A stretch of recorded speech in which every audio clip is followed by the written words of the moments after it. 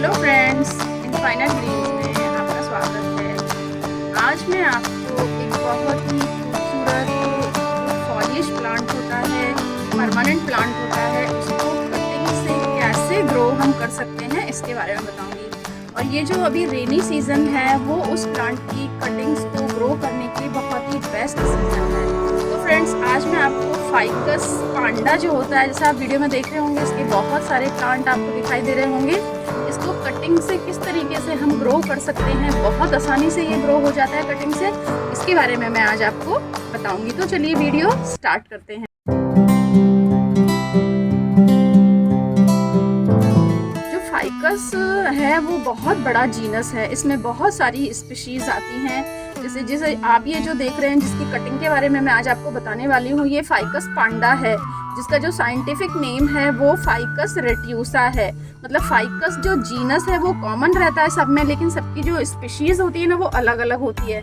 जैसे जो botanical name होता है उसमें दो पोर्शन रहते हैं प्लांट के, एक तो उसके जीनस का नाम रहता है, दूसरा उसकी स्पीशीज का नाम रहता है। तो ये फाइकस तो सभी फाइकस है, जैसे फाइकस बेंगालेंसिस, अपना जो बरगद है उसको फाइकस बेंगालेंसिस कहते हैं, और जो अपना ये पीपल है वो फाइकस रिलीजियोसा है, रबर प्लांट है वो फाइकस इलास्टिका है।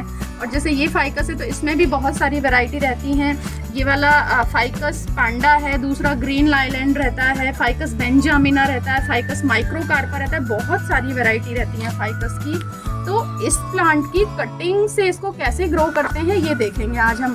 तो ये जो प्लांट है इसके बहुत, एक तो इजी टू ग्रो है, बहुत आसानी से ग्रो होता है और फास्ट ग्रोइंग है, बहुत अच्छे से ग्रो होता है। आप इसकी टॉपियरी भी प्रिपेयर कर सकते हैं अपने घर में कोई भी, और अगर आप बोनसाई बनाने के शौकीन हैं तो आप इसके बोनसाई भी प्रिपेयर कर सकते हैं, वो भी बहुत खूबसूरत लगते हैं। और जो बिगिनर्स होते हैं, जो स्टार्ट करते हैं सिर्फ बनाना बोनसाई, उनके लिए तो ये बेस्ट चॉइस है कि आप फाइकस से ही स्टार्ट करें अपना बोनसाई बनाना।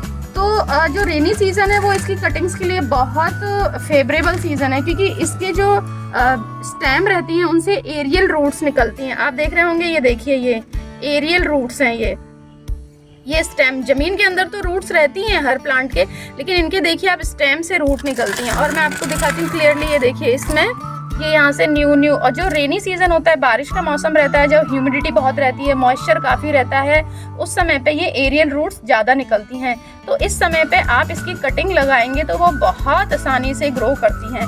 मैंने तो इवन ये फील किया है कि मैंने जितनी भी कटिंग प्लांट्स की, जितनी भी तरह की मैं कटिंग लगाती हूँ, सबसे ईजी जो कटिंग होती है वो इसी प्लांट की बहुत आसानी से ग्रो करती है। तो इसकी कटिंग के लिए हमें क्या करना है, जैसे मान लीजिए आपके पास घर में प्लांट है तो आप उसकी प्रूनिंग करते होंगे, तो जो कटिंग निकलती है उनको भी आप एज ए कटिंग यूज़ कर सकते हैं, मतलब उनको ग्रो कर सकते हैं। और अगर आपके पास नहीं है तो ये पार्क वगैरह में ऐसे बॉर्डर्स पर बहुत लगा रहता है ये प्लांट, तो वहाँ से भी आप इसकी कटिंग ला सकते हैं। इसकी छोटी से छोटी कटिंग भी चल जाती है। मान लीजिए आप 2 इंच की कटिंग भी इसकी आप लगाएंगे तो वो भी आसानी से ग्रो हो जाएगी। जैसे मैं आपको दिखाती हूँ, ये देखिए, ये मैंने ग्रो की हुई है।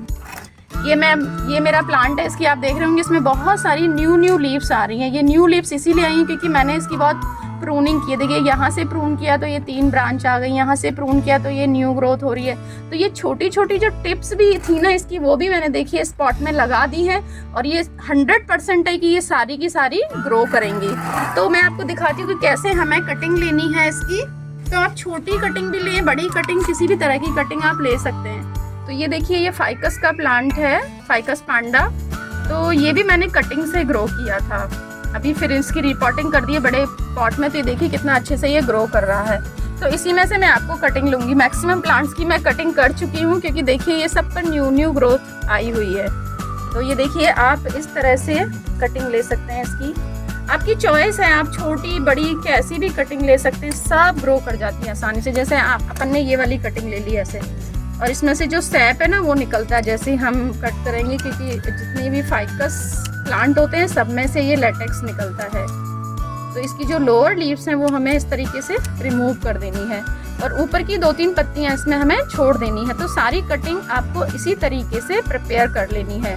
और आप बड़ी और मोटी कटिंग भी ले सकते हैं, जैसे मैं आपको दिखाती हूँ, ये देखिए, ये इसकी थिकनेस ज़्यादा है, ये मोटी कटिंग मैंने लगाई थी, तो ये भी देखिए ये कितनी अच्छे से मैंने इसको ऊपर से प्रून कर दिया है, तो कितनी सारी साइड ब्रांचेज इसमें से निकल रही हैं। अगर मैं इसको यहाँ से प्रून नहीं करती तो ये एकदम सीधा सीधा स्ट्रेट ग्रो करता रहता, लेकिन अगर आपको बुशी चाहिए प्लांट तो आपको उसकी ऊपर से प्रूनिंग करनी पड़ेगी। तो आप इस तरह की मोटी कटिंग भी इसकी ले सकते हैं और एकदम छोटी कटिंग भी आप ले सकते हैं। जैसे मैं आपको दिखाती हूँ, जैसे ये वाला प्लांट है, इसमें से मान लीजिए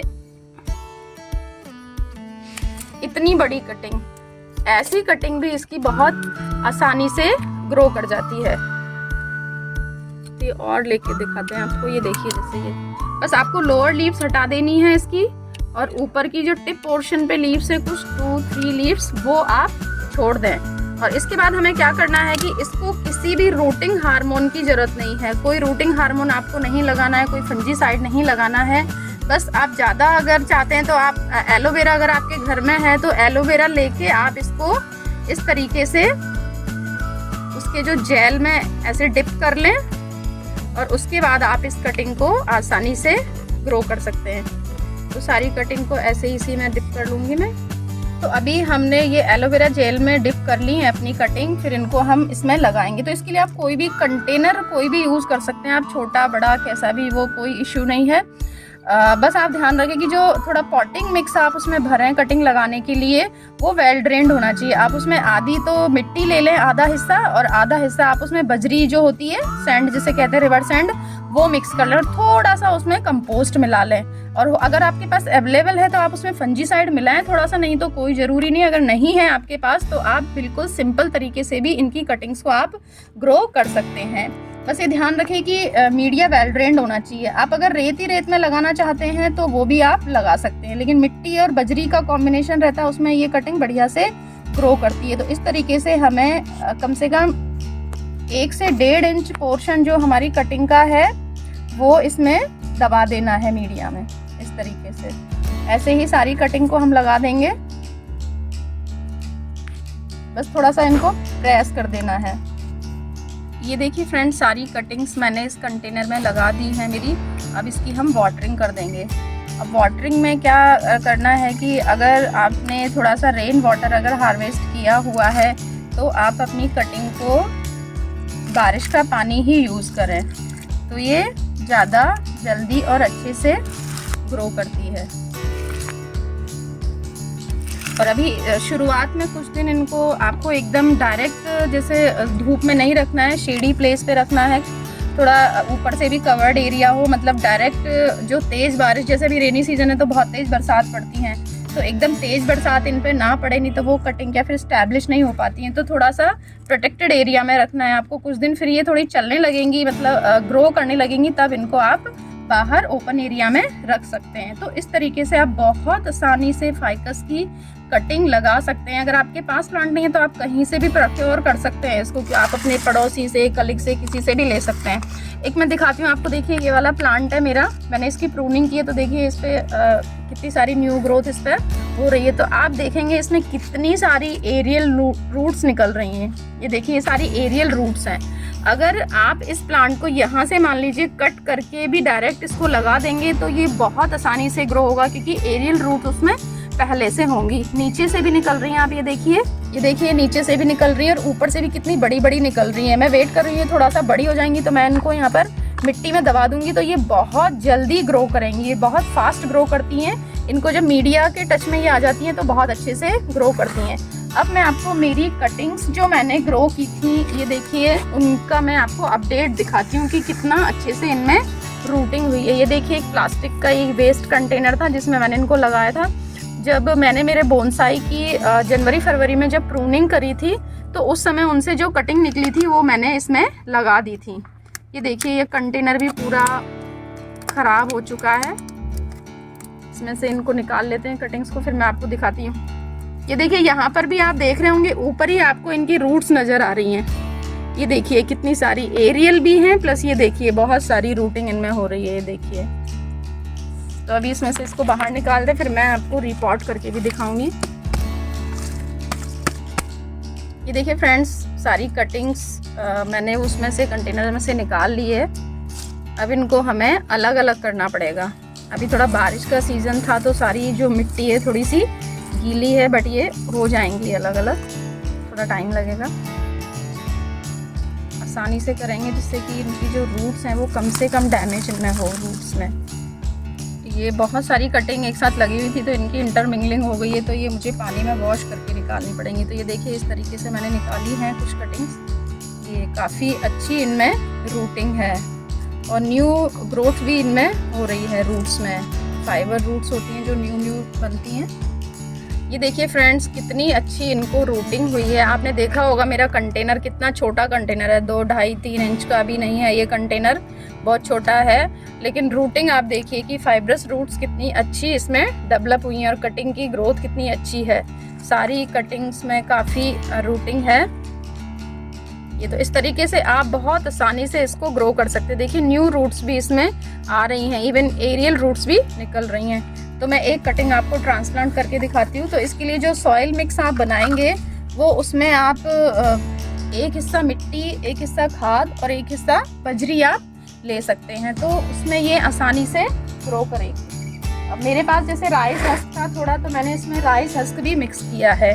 और ये नीचे कंटेनर में देखिए मैंने थोड़ा सा जो ड्राइड लीव्स थी वो इसके जो ड्रेनेज होल्स थे उन पर रख दी है, जिससे ड्रेनेज होल भी कवर हो गए, प्लस ये जो ड्राई लीव्स हैं वो समय के साथ डिकम्पोज होकर मेरे प्लांट को न्यूट्रिशन भी देगी। तो इस तरीके से हमें मीडिया फिल कर देना है और इस प्लांट को ऐसे इसमें प्लेस कर देना है। अभी रेनी सीजन है तो हमारे प्लांट्स को ज़्यादा शॉक नहीं लगता है, वो वापस से रीपॉटिंग के बाद भी अच्छे से ग्रोथ स्टार्ट कर देते हैं। वही हम किसी और सीज़न में अगर ये काम करते हैं तो हमारे जो पौधे होते हैं वो अपनी पत्तियां शेड कर देते हैं और उनकी लीव्स येलो हो जाती हैं। तो इस तरीके से हमें इसको लगा देना है। अब बस राइस हस्क नहीं है तो ज़रूरी नहीं है उसको मिलाना, आप खाद, मिट्टी और बजरी के मिक्स में भी इसको लगा सकते हैं। और मैं इस समय पे रेनी सीजन में जितने भी अपने प्लांट की रीपॉटिंग करती हूँ या कटिंग्स की रीपॉटिंग करती हूँ तो सब में मैं रेन वाटर हार्वेस्ट करके रखती हूँ, तो उसी रेन वाटर का मैं यूज़ करती हूँ। ये पौधों को स्टैब्लिश होने में काफ़ी हेल्प करता है।